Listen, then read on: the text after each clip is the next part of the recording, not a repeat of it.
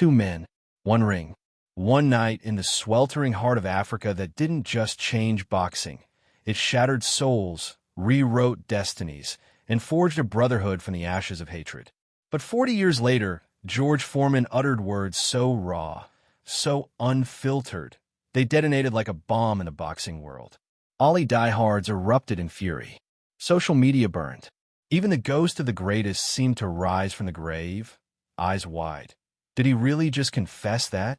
Tonight, on Tales of the Famous, we transport you to Kinshasa, Zaire, October 30th, 1974. You'll feel the rope burns searing Ali's back, hear the cannon fire thud of Foreman's fists, taste the copper tang of blood in the humid air. We'll dissect every controversy, the sabotaged canvas, the stolen count, the psychological warfare that began months before the bell. Then we'll follow the blood trail through decades of bitterness, isolation, redemption, and a friendship so profound it defies every law of rivalry. Stay until the final, devastating revelation. Because the real knockout lands long after the referee's 10 count. And it's aimed straight at your heart, forcing you to confront what victory, defeat, and forgiveness truly mean. The clock strikes 3 a.m. in Kinshasa, but the May 20th stadium is a volcano on the verge of eruption. Floodlights blaze like captive suns. 60,000 voices merge into a single, primal roar that shakes the earth. Asterisk, Ali Bome. Ali Bome. Asterisk, kill him. Kill him. The chant is a heartbeat, a war drum, a death sentence. George Foreman strides through the tunnel like a colossus forged in the bowels of hell. 25 years old, undefeated heavyweight champion, 220 pounds of vein-riddled granite. His fists have ended 37 fights before the 5th round. Joe Frazier, smashed upward into the lights in 6 punches. Ken Norton, folded like cheap origami. The man is a walking extinction event, eyes flat and merciless, a predator who smells fear and devours it whole. Across the ring floats Muhammad Ali, 32, exiled for refusing the draft, stripped of his title 3 years earlier, written off by every expert with a typewriter. Past his prime, they sneer. Asterisk, too slow. Foreman will murder him in the ring. Asterisk, some sports writers whisper prayers for Ali's life. But Ali doesn't flinch. He winks at the frenzied crowd, shadow boxes in slow motion, leans back against the ropes like a man reclining on silk pillows in a palace. The bell rings, and the apocalypse begins. Foreman charges like a freight train derailed by rage. His jab is a battering ram. His right hand, a wrecking ball that ends civilizations. He pounds Ali's body. Asterisk, thud, thud, thud, asterisk. Each blow landing with the force of a car crash, echoing through the stadium like artillery in the Congo night. The ropes groan and sag under the onslaught. Ali's arms fold across his midsection, absorbing punishment that would send lesser men to the morgue. The crowd gasps in collective horror. Is he suicidal? Foreman's fists are registered weapons. One clean shot to the temple, and it's lights out forever, permanent darkness. But Ali isn't fighting back. Not yet. He's listening, feeling the rhythm of Foreman's fury like a jazz musician counting beats, timing the microscopic exhale after every haymaker, whispering taunts between clinches, voice silk over steel. Asterisk, that all you got, George? My little sister hits harder. Show me something. Asterisk, this is the rope-a-dope conceived in the crucible of combat, a strategy so audacious it borders on madness. Ali transforms the ropes into a cradle, letting Foreman empty his ocean of power punch by punch. Sweat cascades in sheets. Foreman's breaths grow ragged, wet, desperate. The champion who never tires is tiring, his arms hanging heavier with every missed opportunity. Round 5. Foreman's face twists in confusion. Why isn't he falling? He throws a hook that could decapitate a bull. Ali slips inside, clinches, whispers. Asterisk, you're slowing down, big man. I feel it. Asterisk. Round 6. The crowd chant shifts from bloodlust to disbelief. Ali's eyes ignite with predatory fire. He's been counting, cataloging, waiting. Round 8. The shift is seismic, a tectonic plate grinding into new continents. Foreman's punches loop wide, slow as sinking ships. His guard drops a fraction. Ali explodes off the ropes. Like a phoenix bursting from funeral flames. A blur of surgical precision. Jab, cross, hook to the body. A right hand cracks Foreman's jaw with a sound like thunder splitting ancient oak. The giant staggers, eyes wide with the shock of mortality. The stadium detonates. Another combination. Asterisk crack, crack, crack star. Foreman's knees buckle like a skyscraper in an earthquake. He crashes to the canvas, sprawling, the invincible reduced to a mortal man gasping for air that won't come. Referee Zach Clayton begins the count. 1, 2, 3. Foreman pushes up at 9, legs trembling, but the world has already tilted on its axis. Ali dances in the center of the ring, arms raised to the heavens, the king reclaimed from exile. The underdog has slain Goliath. History breathes its first new chapter. But beneath the triumph, shadows coil like smoke. Whispers slither through the press rows. Asterisk the fight was rigged. The canvas was sabotaged. The count was stolen. Asterisk and 40 years later, Foreman's confession would drop like a nuclear blast, igniting a firestorm that still scorches the internet. The controversies ignite before the first glove touches skin. Foreman steps onto the ring's surface and frowns, instinct screaming. Something's wrong. The canvas yields like wet sand under his size 16 boots. No bounce, no traction, no foundation. His entire arsenal, those earth-shattering knockouts, relies on planted stance, explosive weight transfer, the drive of a locomotive. Here, every push-off sinks into mush. I was fighting in quicksand, he'll say decades later, voice still edged with betrayal that time can't dull. Was it deliberate? Ali's camp denies everything with practice smiles. Promoters shrug behind closed doors. But boxing historians descend on grainy footage like archaeologists unearthing cursed relics. Frame by frame, they measure the give in the mat, the sag in the ropes. Some swear the surface was loosened overnight, screws backed out, canvas soaked, to neuter Foreman's greatest weapon. Others call it sour grapes from a fallen titan. The truth? Buried beneath Kinshasa's red dirt, guarded by ghosts who refuse to speak. Then the count.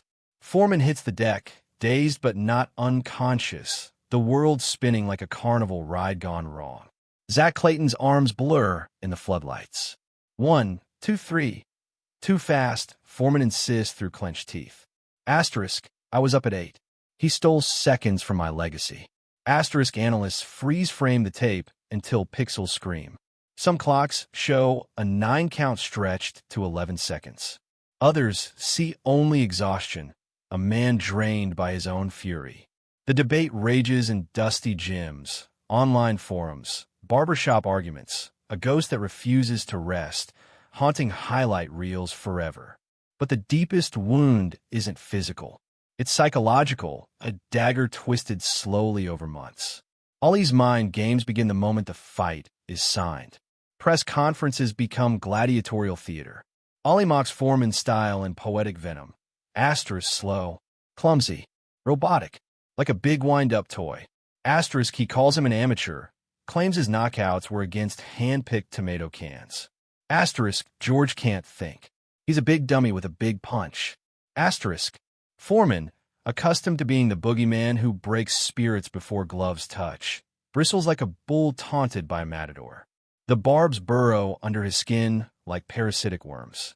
He trains harder, angrier, fueled by a rage that burns calories and sanity. By fight night, he's already half spent on fury before the bell. Ali dances, laughs, owns every microphone, every headline, every heartbeat in Zaire. Asterisk Ali Bomé. Asterisk echoes like a war cry across the continent. Foreman hears it as a death sentence carved in 60,000 throats. He arrives in Africa expecting a hero's welcome, parades, adulation, the champions do. Instead, he's the villain in a foreign morality play. Children chase Ali's motorcade through dusty streets. Women ululate his name. No one asks for Foreman's autograph. No one chants for the champion. Isolation creeps in like jungle rot. I was alone. He'll confess years later, voice cracking. Asterisk, an entire country wanted me dead. I felt like the monster in their fairy tale. Asterisk, the loss breaks something fundamental, a fault line through the core of his identity. Foreman retreats to his Texas ranch, locks the gates, replays the fight on a loop until the tape warps. He searches for the moment it slipped away, the punch he should have thrown, the step he should have taken. Bitterness festers like an untreated wound.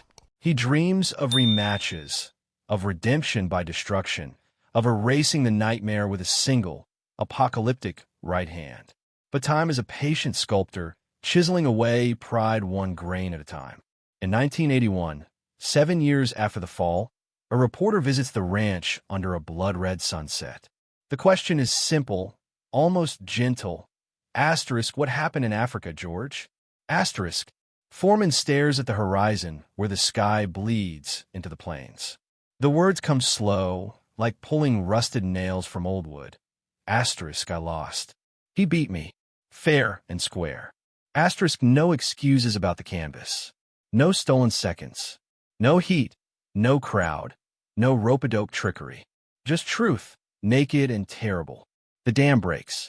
Resentment floods out in a torrent, leaving hollow space. In its place, respect. Then admiration. Then something deeper, something that defies every law of rivalry and survival. The transformation unfolds across decades, a slow-motion miracle.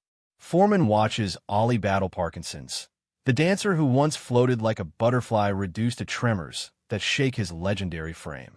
At the 1996 Academy Awards, When We Were Kings wins Best Documentary. The auditorium is a cathedral of celebrity. Ollie shuffles to the stage, frail, struggling with stairs that once would have been a sprint. Without hesitation, George Foreman, once the man who vowed to end him in the ring, steps forward from the shadows. He takes Ollie's arm with the gentleness of a father guiding a child, steadies the greatest, guides him to glory under the spotlight's embrace. The audience weeps in unison. Two warriors, arms linked, brothers in the glare of 1,000 cameras. The image burns into collective memory, the vanquished lifting the victor, redemption in a single gesture. By 2012, Foreman's confession is complete, delivered to the Daily Telegraph with tears in his eyes. Asterisk, we fought in 1974. That was a lifetime ago. After 1981, we became the best of friends. By 1984, we loved each other. I'm not closer to anyone else in this life than I am to Muhammad Ali. Asterisk, he credits the loss with saving his soul from the abyss of arrogance. Asterisk, if I'd won, I'd be a monster, drunk on power, blind to humanity. Losing made me human. It forced me to grow eyes in the back of my pride. Asterisk, June 3rd, 2016. Muhammad Ali passes at 74, the world dimming like a light switched off in heaven. Foreman's tribute is raw, tears carving tracks down cheeks once set in stone. Asterisk, Muhammad Ali shook up the world in so many ways. He was the greatest, not just in the ring, but in life. I loved him truly. He made me a better person, and I will miss him forever. Asterisk, the words crack like thunder over an empty stadium. But the firestorm? It ignites years earlier, in a candid interview that strips away decades of polish. Foreman, reflecting on his mindset that fateful night, let slip the unvarnished truth of a 25-year-old god intoxicated by his own legend. Asterisk, I'd hit him so hard one time, right about the neck. I heard him say he was trying to win a boxing match. I was trying to kill that guy. I wasn't there to box. I was there to put him down so hard he'd never get up again. Muhammad Ali was not to fight again. Asterisk, the quote explodes across headlines, forums, social media. Ali fans rage like hornets swatted from the nest. Asterisk, disrespect. Life threat. Arrogance. Asterisk, even Ali, in his later years, reportedly blinked in surprise through the fog of Parkinson's, a flicker of the old fire. Foreman scrambles to clarify. Asterisk, not literal murder. Ring destruction. Total annihilation. I wanted to break his spirit, his body, his legacy. Asterisk, but the damage is done. The young champion's hubris resurfaces like a zombie from the grave, staggering into the spotlight. Yet in the clarification lies the lesson, the redemption arc that elevates the story from scandal to scripture. Foreman owns his darkness. Asterisk, I was drunk on power. Thought I was God walking. Knocked out every man they put in front of me. Thought Ollie would be no different. Asterisk the crowd's asterisk, Ollie Beaumay. Asterisk became poetic justice. He who entered to kill was killed by expectation, by strategy, by the weight of a nation's hope. The Rumble wasn't just a fight. It was a crucible where gold was tested and found wanting, then reforged into something purer. Foreman emerged humbled, Ollie exalted. Rivals became brothers. Defeat birthed growth. A confession of murderous intent became a hymn to forgiveness. So tell me in the comments, was Foreman's confession brutal honesty from a man finally free, or unnecessary bravado from a ghost who can't let go? Like if losing can forge legends greater than victory ever could. Share this with the fighter in your life who needs to hear that forgiveness is the ultimate knockout. Subscribe and hit the bell to never miss a shadow of fame. This is Tales of the Famous. The bell rings. The stories echo forever.